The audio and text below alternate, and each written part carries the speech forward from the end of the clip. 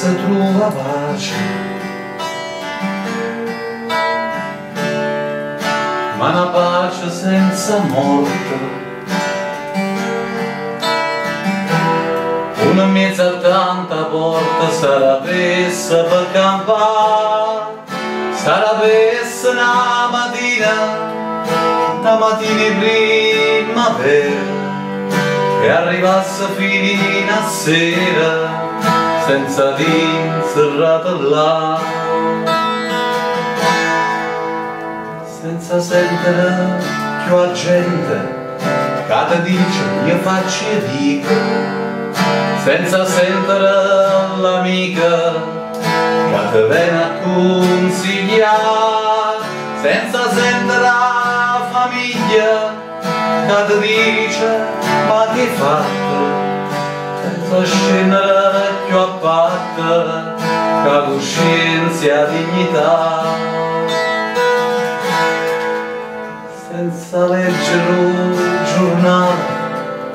a notizie impressionante che non guaia per tutto quanto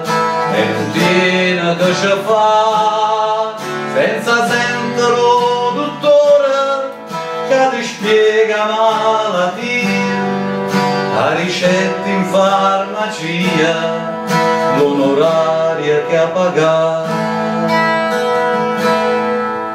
senza sentire stupore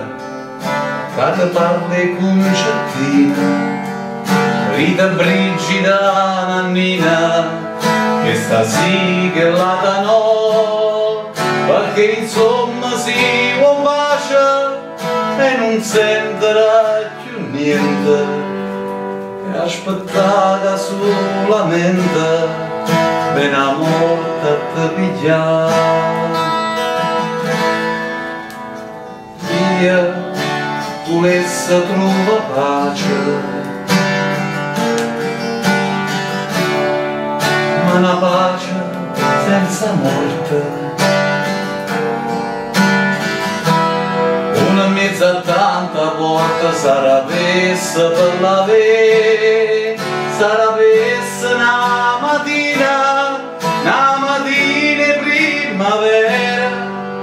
e arrivasse fino a sera senza dire zerrata là.